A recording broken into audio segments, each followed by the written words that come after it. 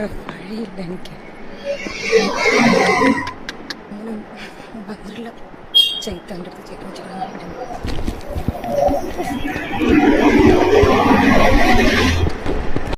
നിങ്ങളൊക്കെ വിചാരേ ഒരു കോലും പിടിച്ചിങ്ങാണ്ട് നാട് നീളെ തെണ്ടി നടന്നാല് നിങ്ങളെല്ലാവരും ഭയങ്കര സംഭവമാണ് എന്ന് വിചാരിക്കും.